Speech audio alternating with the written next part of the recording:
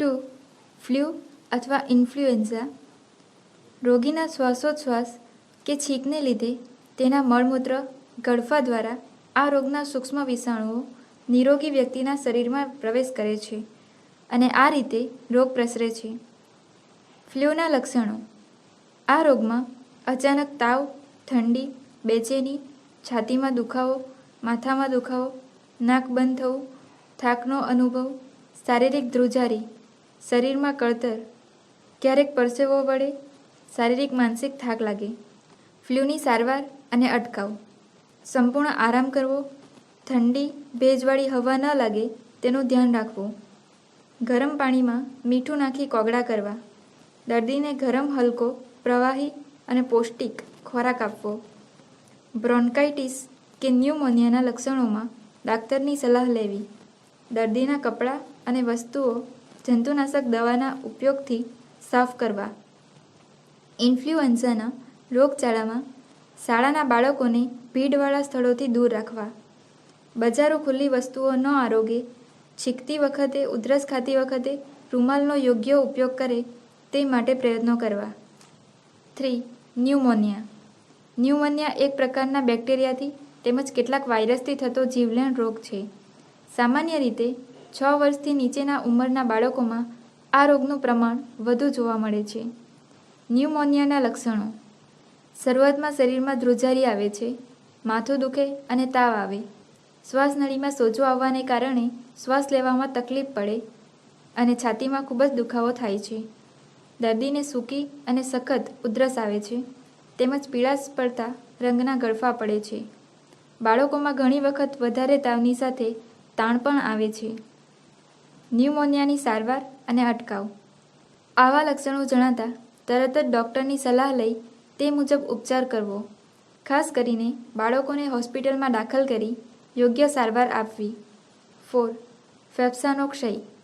ક્ષય એક પ્રકારના સૂક્ષ્મ જંતુઓને લીધે થતો રોગ છે. ક્ષય રોગ અનેક પ્રકારનો હોય છે. જે ખાસ ભાગ પર જંતુઓનું આક્રમણ થાય તે ભાગનો ક્ષય થયો એમ કહીએ છીએ. ફેફસામાં જંતુઓ પ્રવેશ કરે અને તેમની વૃદ્ધિ થાય એટલે ફેફસાનો ક્ષય થયો એમ કહીએ છીએ. આંતરડા, હાડકાં અથવા સાંધામાં તે થવા માંડે એટલે તે ખાસ ભાગનો ક્ષય થયો છે એમ કહીએ છીએ. ક્ષય થયો એટલે ફેફસાનો ક્ષય એવી સામાન્ય માન્યતા છે. આપણે અહીંયા ફેફસાના ક્ષય વિશે ચર્ચા કરીશું. આ રોગ કેવી રીતે થાય છે? આ રોગ માટે 2 બાબતો આવશ્યક છે. 1. ક્ષય રોગના ખાસ જંતુઓનો શરીરમાં પ્રવેશ અને 2. આ જંતુઓની વૃદ્ધિને અનુકૂળ પરિસ્થિતિ. દાખલા તરીકે શરીરમાં અશક્તિ લાગવી. ક્ષય રોગીના ઉચ્છ્વાસ અને ઉધરસ સાથે આ રોગના અસંખ્ય જંતુઓ હવામાં ફેલાય છે. આ રીતે ક્ષયના રોગીના થૂંકમાં અસંખ્ય જંતુઓ બહાર નીકળે છે અને થૂંક સુકાઈ જાય કે ધૂળના રજકણો સાથે તે ઉડતા રહે છે. આવા પ્રકારની હવામાં માણસ શ્વાસોચ્છ્વાસ કરે ત્યારે ફેફસામાં આ રોગના જંતુઓ પ્રવેશ કરે છે. ક્ષય રોગના જંતુઓ શરીરમાં પ્રવેશે એટલે ક્ષય રોગ થાય જ એમ નથી. જે માણસની રોગપ્રતિકારક શક્તિ કોઈ કારણને લીધે ઓછી થઈ ગઈ હોય એવા માણસના શરીરમાં રોગના જંતુઓ પ્રવેશી વૃદ્ધિ પામે છે. જે માણસને પૂરતો પૌષ્ટિક ખોરાક મળતો નથી, જે માણસ હવા ઉજાસની સુવિધા વિનાની જગ્યામાં નિવાસ કરે છે, જે વ્યક્તિ લાંબી બીમારીથી અશક્ત થયેલ હોય, જે વ્યક્તિને HIV નો ચેપ લાગેલો હોય એવા માણસની રોગનો પ્રતિકાર કરવાની શક્તિ ઓછી થાય છે. આવી જાતના માણસના શરીરમાં ક્ષયના જંતુઓ પ્રવેશે તો ક્ષય રોગના ચિહ્નો જણાવવા માંડે છે. ફેફસાના ક્ષય રોગના લક્ષણો. શરૂઆતમાં રાતના વખતે ઝીણો તાવ આવે છે અને પરસેવો વળે છે. પછી ઉધરસ શરૂ થાય છે, કફ નીકળવા માંડે છે, ગળફામાં રુધિર પડે છે, છાતીમાં દુખાવો થાય છે, શ્વાસ ચડે છે, ભૂખ લાગતી નથી, દિવસે દિવસે અશક્તિ વધતી જાય છે, શરીરનું વજન ઘટતું જાય છે, માણસ પથારીવશ થાય છે. શરૂઆતથી જ યોગ્ય ઉપચાર કરવામાં આવે તો રોગી નિરોગી થવાની શક્યતા રહે છે. રોગ આગળ વધી ગયા પછી સારવાર મુશ્કેલ હોય છે. ક્ષય રોગનું નિયંત્રણ. ભારત સરકારે ક્ષય નિવારણ ઝુંબેશ ઉપાડી છે. તેમાં પરીક્ષણ અને મફત સારવાર આવી જાય છે. સ્વૈચ્છિક સેવાભાવી સંસ્થાઓ પણ આ રોગના નિયંત્રણમાં સારો ફાળો આપે છે.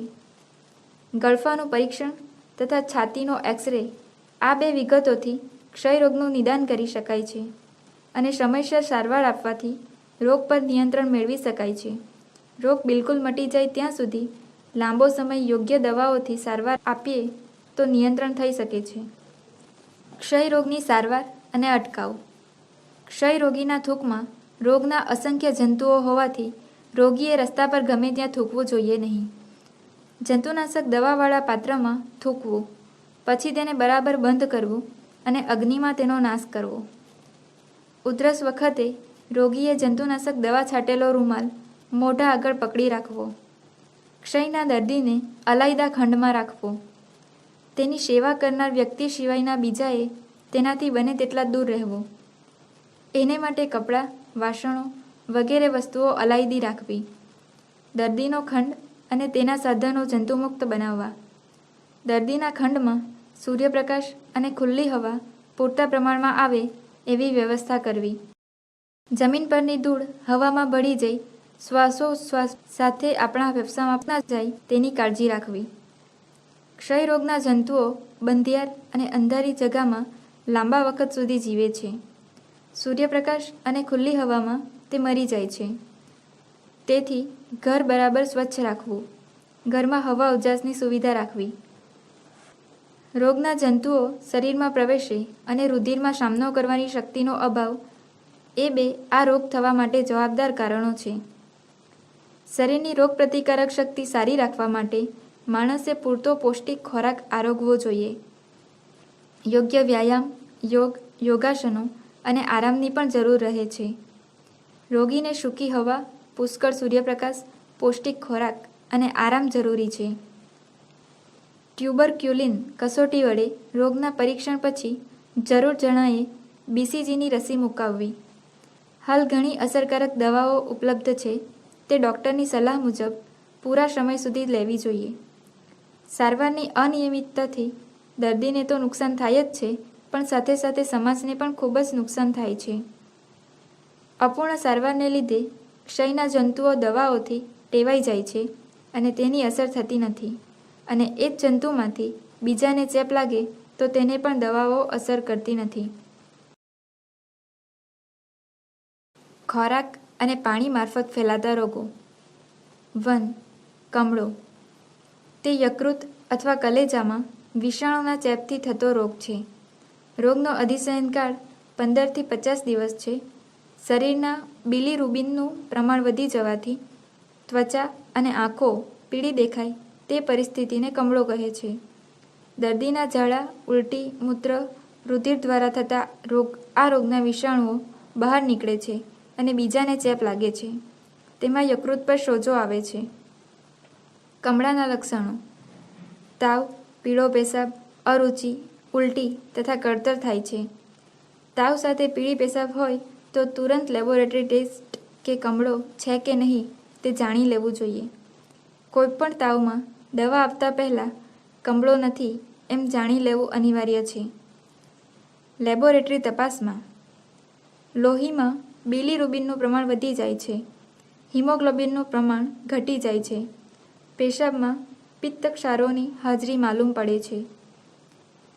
કમળાની સારવાર અને અટકાવ. આરોગ્ય ખાતાને જાણ કરવી.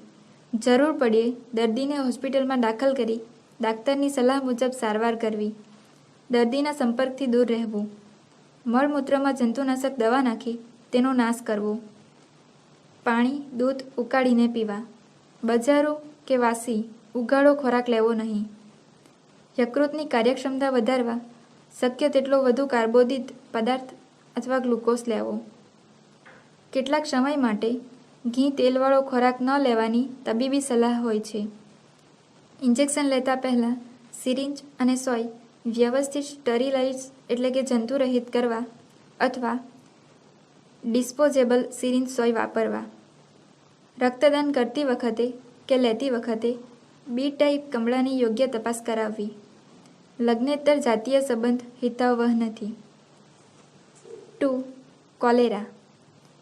કોલેરાનો રોગ ઘણી વખત પ્રાણઘાતક નીવડે છે. તે એક પ્રકારના સૂક્ષ્મ જંતુ એટલે કે કોલેરા વિબ્રિયોઈ થી ઉત્પન્ન થાય છે. કોલેરાના લક્ષણો: દૂષિત પાણી કે ખોરાક મારફત આ રોગના જંતુઓ શરીરમાં પ્રવેશે છે અને થોડા જ સમયમાં, મોડામાં મોડું 3 દિવસમાં, રોગના લક્ષણો એકાએક દેખા દે છે. જંતુઓ આંતરડામાં પ્રવેશતા ઝાડા શરૂ થાય છે. ઝાડાનો રંગ ભાતના ઓસમણા જેવો હોય છે. ઝાડા સાથે ઉલટી શરૂ થાય છે. હાથ પગમાં કળતર થવા લાગે છે. નબળાઈ આવે છે. પેશાબ બંધ થઈ જાય છે. તરસ પુષ્કળ લાગે છે. નાડી મંદ પડે છે. શરીર ધીમે ધીમે ઠંડુ થવા લાગે છે. યોગ્ય ઇલાજ ન થાય તો દર્દી મૃત્યુ પામે છે. હૃદયના ધબકારા ધીમા પડતા જાય છે. ઝાડા ઉલટીને લીધે શરીરની કોષજાળમાં પાણી અને ક્ષારનું પ્રમાણ ઘટે છે, જે પ્રાણઘાતક થઈ શકે છે. કોલેરાની સારવાર અને અટકાવ: આરોગ્ય ખાતાને જાણ કરવી. રોગચાળા દરમિયાન દૂધ, પાણી ઉકાળીને પીવા. વાસી, બજારું, ઉઘાડો ખોરાક ખાવો નહીં. દર્દીના મળમૂત્ર, ઉલટીને કાર્બોલિક એસિડ જેવી જંતુનાશક દવા નાખી જમીનમાં દાટી દેવા કે બાળી દેવા. પેય પાણી અને ક્ષારનું ઉચિત પ્રમાણ જળવાઈ રહે તે માટે પ્રાથમિક સારવાર માટે ORS ઓરલ રિહાઇડ્રેશન સોલ્યુશન આપવું. ઘરે પણ સહેલાઈથી બનાવી શકાય છે. 1 લીટર ઉકાળેલા પાણીમાં 5 ગ્રામ મીઠું અને 20 ગ્રામ ખાંડ નાખી તૈયાર કરેલું દ્રાવણ પુખ્ત વ્યક્તિને દર કલાકે 750 મિલી અને બાળકોને 300 મિલી આપવું. દર્દીના કપડાં, બિછાનું, વાસણો જંતુનાશક દવાથી સાફ કરવા અથવા પાણીમાં અડધો કલાક સુધી ઉકાળ્યા બાદ ધોવા. સારવાર કરનારે હાથ જંતુનાશક દવા કે સાબુથી બરાબર ધોઈ નાખવા. બાળકોને દર્દીના સંપર્કમાં આવવા દેવા નહીં. લીંબુનું શરબત કે છાશ વારંવાર આપવી. માખીનો ઉપદ્રવ અટકાવવો. જળાશયમાં પોટેશિયમ પરમેંગેનેટ નાખવું. 3. ટાઇફોઇડ.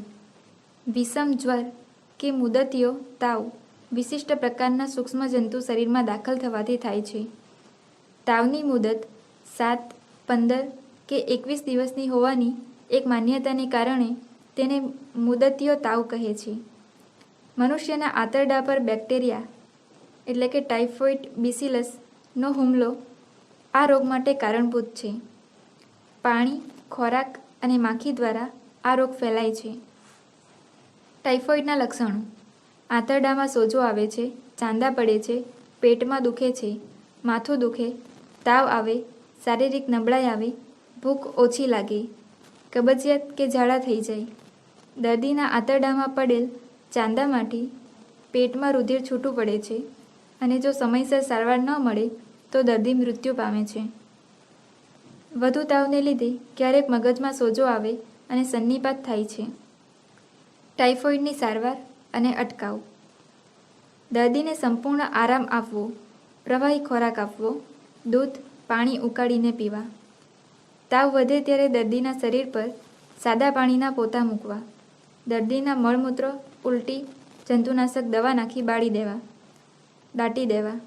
દર્દીના વસ્ત્રો, ચાદર જંતુનાશક દવા દ્વારા સાફ કરવા અથવા સખત તાપમાં સૂકવવા. દર્દીની સારવાર કરનારે ટાઇફોઇડની રસી મુકાવવી. માખીના ઉપદ્રવ પર કાબૂ રાખવો. 4. વાળો. Guinea worm. વાળો કૃમિ રોગ છે. તે એક હેરાન કરનાર કૃમિ છે. વાળાના ઈંડા સાયક્લોપ્સ નામના જંતુના પેટમાં મોટા થાય છે. વાવના પાણીમાં તેમજ ગંદા બંધિયાર પાણીમાં સાયક્લોપ્સ જંતુઓ વધારે પ્રમાણમાં જોવા મળે છે. આવું પાણી પીવાથી આ જંતુઓ માનવ શરીરમાં પ્રવેશે છે. મનુષ્યના પાચન અવયવોમાં સાયક્લોપ્સના પેટમાંથી વાળાના બચ્ચા બહાર નીકળે છે. ધીરે ધીરે આ બચ્ચાઓ બહાર નીકળવા રસ્તો શોધે છે.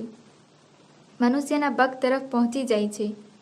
પગના જે તે ભાગ પર સોજો આવે છે અને ફોલ્લા જેવું દેખાય છે. દર્દીને તાવ આવે છે. દર્દ વધે છે.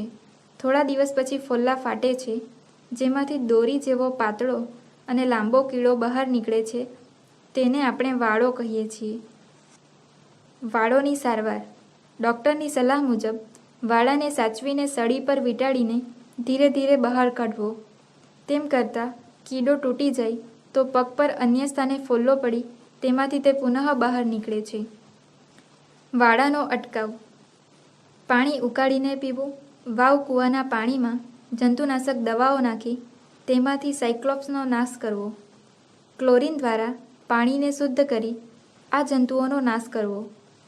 હવે તો વાવો લગભગ પૂરાઈ જ ગઈ છે, તેથી તેનું પાણી પીવાના ઉપયોગમાં લેવામાં આવતું નથી. છતાં પણ ગુજરાતની સરહદે રાજસ્થાનમાં હજુ આ રોગ દેખા દે છે. 5. મરડો. ડિસેન્ટ્રી. મરડા બે પ્રકારના થાય છે. 1. એમિબિક મરડો. 2. જીવાણુજન્ય મરડો. અમીબા નામના સૂક્ષ્મજીવ દૂધ, પાણી કે ખોરાક મારફતે શરીરમાં પ્રવેશવાથી એમિબિક મરડો થાય છે. તેથી મોટા આંતરડામાં સોજો આવે છે અને ચાંદા પડે છે.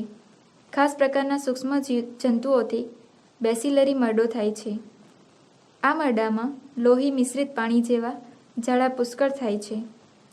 મરડાના લક્ષણો. એમિબિક મરડામાં સૂક્ષ્મજીવો ક્યારેક યકૃતને નુકસાન થવાનો સંભવ રહે છે. ઝાડા થવા, ઝાડા સાથે પરુ કે રુધિર પડવું. કેટલીકવાર ઝાડા સાથે ચીકણો પીળો પદાર્થ પડે છે. બેસિલિસ મરડામાં લક્ષણો તીવ્ર હોય છે. શરીરમાં પાણી ભયજનક રીતે ઘટી જાય છે. દૂષિત પાણી પીવું, બહુ ભીડમાં રહેવું, અપચો થવો, હોટલોના ખાદ્ય પદાર્થ ખાવા, અતિશય શ્રમ કરતા હોય, પૂરતો આરામ લેતા ન હોય તેવી વ્યક્તિને મરડો વધુ થાય છે. મરડાનો અટકાવ. મરડો જે કારણથી થયો હોય તેને દૂર કરવા જોઈએ.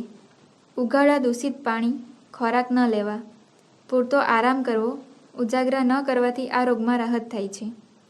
દર્દીને મોડી છાશ આપવી, ધીરે ધીરે ચોખાનું ઓસામણ, મગનું પાણી, સાબુ ચોખાની કાંજી જેવા પચવામાં હલકા પદાર્થો આપવા. દૂધ પાણી ઉકાળીને પીવા. ડૉક્ટરની સલાહ મુજબ વર્તવું. મરડાનો ફેલાવો ન થાય તે માટે દર્દીના ઝાડા પેશાબ ખુલ્લી જગ્યાએ ન નાખતા તેમનો જંતુરહિત યોગ્ય નિકાલ કરવો. ખોરાક ખુલ્લો ન રાખવો. માખી તે પર ન બેસે તેની કાળજી લેવી. ચોમાસાની ઋતુમાં આંતરડાનો આ રોગ વધુ જોર પકડે છે, ત્યારે તે ઋતુમાં ભારે ખોરાક, મિષ્ટાન વગેરે ખોરાક ત્યજવા જોઈએ.